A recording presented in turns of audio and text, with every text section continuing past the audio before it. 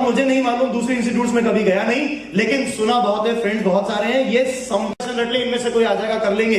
मैं आपको बताता हूं, सिलेक्शन हर जगह से होता है, लेकिन नंबर ऑफ सिलेक्शंस और the quality of the selection that matters. Quality तब आएगी, जैसे अभी सर ने सतपथ जगवानी के बारे में सर ने डिस्कस किया था, वो ब्रिलियंट स्टूडेंट था, उसने अपने मैथ्स के अंदर वो प्रूव करा। क्यों? क्योंकि ऐसा कहते हैं जिसकी मैथ्स अच्छी है उसका आईआईटी तो निकल गया, मान लो जिसकी फिजिक्स अच्छी है उसके आईआईटी में अच्छे रैंक आ गए, और केमिस्ट्री अच्छी होने से ही आईआईटी में सिलेक्शन होता है। ऐसे करके सेवरल मिथ जो हमारे दिमाग में आती है। लेकिन एक बात बताऊं, आपको किसी भी कॉम्पिटिटिव एग्जाम को क्लियर करने के लिए यू हैव टू बी, बंदर सर का एक बहुत नॉर्मल डायलॉग है, और मतलब हमारे कोटा वंश क्लासेस के अंदर पोस्टर्स भी लगे हैं उस चीज के। एक डॉक्टर था, उस डॉक्टर को मैं ऑफ कोर्स प्लीज आप कोई अदरवाइज ना लीजिएगा, because I am just motivating the students. तो कोई डॉक्टर्स अगर यहाँ बैठे हैं तो don't take it otherwise, I am just motivating them. एक उसको एक ऑपरेशन दिया गया, उसने ऑपरेशन में पेट काटा, ऑपरेशन बहुत शानदार किया and everything is alright, but उसको पेट सिलना नहीं आता। क्या होगा? क्या जो उसका पेशेंट है वो बच पाएगा या कुछ भी हो सकता है? मैं आपको प्रॉब्लम जो बता रहा हूं ये कहता हूं कि अगर आपने किसी क्वेश्चन का आंसर अगर आपको आता है तो आप उस क्वेश्चन को सही करोगे, लेकिन अगर आपको किसी क्वेश्चन का आंसर नहीं आता है आप उसको छोड़ के आ जाओगे। लेकिन अगर आपको किसी क्वेश्चन का आंसर अधूरा आता है तो आप उसको अटेम्प्ट करोगे, क्योंकि मन तो मानेगा नहीं, आप अटेम्प्ट करोगे और उस पर नेगेटिव मार्क्स लेकर आओगे। तो you have to be precise. आपको क्या होना जरूरी है? प्रिसाइज होना जरूरी है।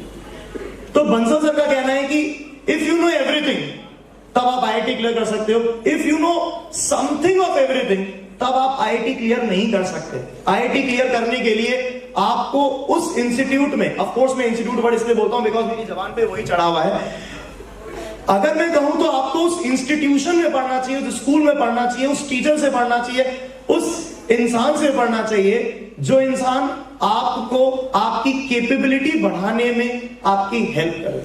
क्योंकि हर इंसान कैपेबल है, हर एक बच्चा यूनिक है। मैं उसी सिस्टम पर आता हूं, ए फॉर एप्पल वाले एग्जांपल पर आता हूं। जब एक बच्चा किंडरगार्टन में एंटर करता है तो उस समय उसके सबकी सोच अलग होती है। एक छोटा सा बच्चा ये सोचता है ये क्या चीज है, मेरी बेटी मुझसे डेली नए नए सवाल पूछते हैं, I have to answer it, क्योंकि उसकी सोच अलग है। लेकिन मैं बताता हूं, मैं अपने पिताजी से सवाल नहीं पूछता, क्योंकि मेरी सोच तो अब जैम हो गई।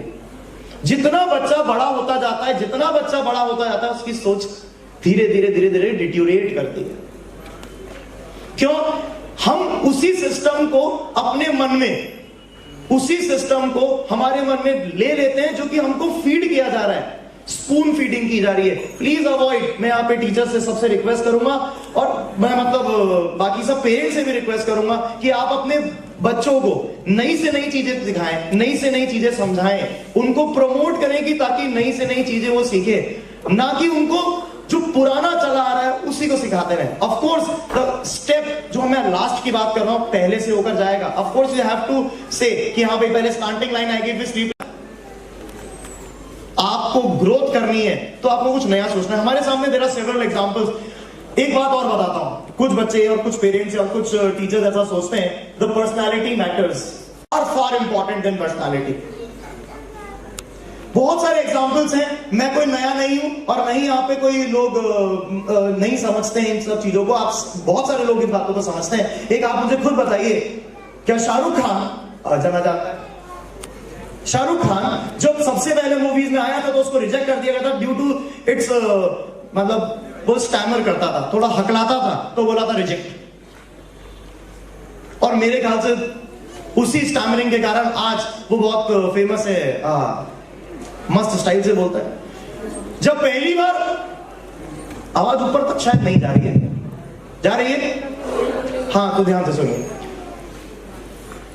जब पहली बार अमिताभ बच्चन AIR में गया था ऑल इंडिया रेडियो में, तो उसने कहा प्रेफर करते हैं लोग गले का ऑपरेशन कराते हैं, मेरी आवाज थोड़ी सी भारी हो जाए यार, वजन आएगा बातों में।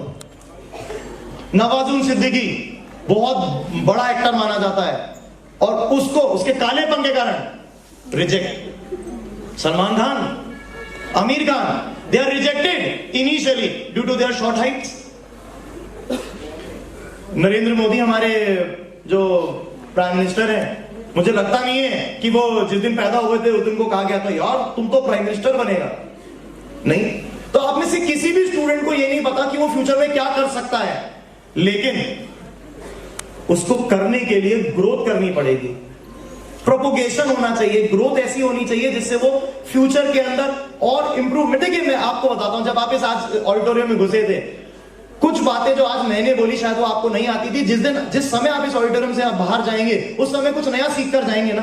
3 इडियट्स का डायलॉग सबको मालूम है, सभी जने सुनते हैं, सभी बच्चों ने मूवी देखी है क्या, कि आज क्लास में कुछ नया सीखने को मिलेगा। मैं भी वही कह रहा हूं कि हर दिन ये सोचो कि आज सर ने शायद केमिस्ट्री थोड़ी पढ़ाई, फिर भी कुछ नया सीखने को मिलेगा। जिस दिन हमने सोचा कि हम बेकार हैं, उस दिन ही हम बेकार हो गए। एक स्टोरी थी छोटी सी, बहुत सारे लोगों ने सुनी होगी। एक बच्चा जा रहा था तो एक पेड़ के पास में एक छोटा सा एक पोल लगा था, उस पोल पर एक स्टोरी का मतलब नहीं समझा, उसके लिए भी स्टोरी इंपॉर्टेंट है। उस हाथी का पांव उस पोल पे बंधा था, हाथी तो एकदम हैरान। बच्चे ने पूछा पापा इतने से पोल पे इसका पांव बांध दिया, ये तो हाथी तोड़ के भाग जाए। तो पापा ने कहा नहीं बेटा, ये नहीं जा सकता। क्यों? बोला जिस दिन ये छोटा था उस छोटे से हाथी का पांव हमने उस दिन से इस पोल पे बांधा था, इसने उस समय तोड़ने की कोशिश करी, इससे टूटा नहीं। थोड़े दिनों तक इसने कोशिश करी, इससे टूटा नहीं। अब इसको विश्वास हो गया इससे नहीं टूटेगा।